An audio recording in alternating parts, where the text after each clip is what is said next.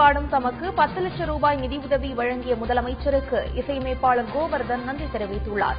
பல்வேறு இசையமைப்பாளர்களுடன் பணிபுரிந்த மூத்த இசையமைப்பாளரான தாம் வறுமை வாடுவதாகவும் நிதியுதவி வழங்க வேண்டும் என்ற கோரிக்கையை முதலமைச்சர் கனிவுடன் ஏற்றுக் கொண்டுள்ளதாக கோவர்தன் குறிப்பிட்டுள்ளார். ஏழ்மை நிலையில் உள்ள தங்களுக்கு முதலமைச்சரின் உதவி மகிழ்ச்சி அளிப்பதாக இசையமைப்பாளர் கோவர்தனின் மனைவி இந்திராபாய் கூறியுள்ளார். சபரிமலையின் புனிதம் காக்க கோரி தமிழக பெண்களிடம் கையெழுத்து இயக்கம் நடத்தப்பட உள்ளதாக இந்து மக்கள் கட்சி நிறுவன தலைவர் அர்ஜுன் சம்பத் தெரிவித்துள்ளார். விழுப்புரத்தில் செய்தியாளர்களிடம் பேசிய அவர், மதம் மாறியவர்களுக்கு எஸ்சி/எஸ்டிக்குரிய சலுகைகள் வழங்கக்கூடாது என்பதை வலியுறுத்தியும், ஜூலை மாதம் டெல்லியில் உள்ள எஸ்சி/எஸ்டி ஆணையம் முன்பு முற்றுகை போராட்டத்தில் ஈடுபட உள்ளதாகவும் அவர் குறிப்பிட்டுள்ளார். நீலகிரி மாவட்டம் பந்தலூர் அருகே காயமடைந்த நிலையில் மக்னா யானை முகாமிட்டுள்ளதால் மக்கள் அச்சமடைந்துள்ளனர். அடிக்கடி குடியிருப்பு பகுதிக்குள் வரும் யானை மக்களையும் வாகனங்களையும் துரத்தி வருகிறது. இதன் காரணமாக கொணப்பள்ளி சாலையில் போக்குவரத்து நெரிசல் ஏற்பட்டு வருகிறது. உடனடியாக யானைக்கு மயக்க ஊசி போட்டு சிகிச்சை அளித்து வனப்பகுதிக்குள் விரட்டியடிக்க வேண்டும் என மக்கள் கோரிக்கை விடுத்துள்ளனர்.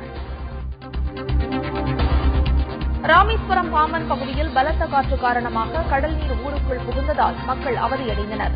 சின்னப்பாலம் மீனவர் கிராமத்திற்குள் கடல் நீர் புகுந்தது.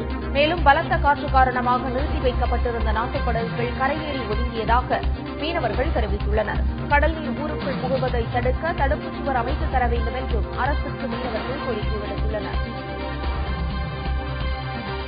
சேலம் மாவட்டம் ஆத்தூர் அருகே உள்ள கருமந்துறை மலைப்பகுதியில் பல்வேறு வகையான பலாமரங்கள் உள்ளன. தற்போது சீசன் துவங்கியிருப்பதால் இந்த மரங்களில் பலாப்பழங்கள் காய்த்து தொங்குகின்றன. கருமந்துறை மலைப்பகுதிக்கு வரும் சுற்றுலா பயணிகள் பலாப்பழங்களை ஆர்வத்துடன் வாங்கி செல்கின்றனர்.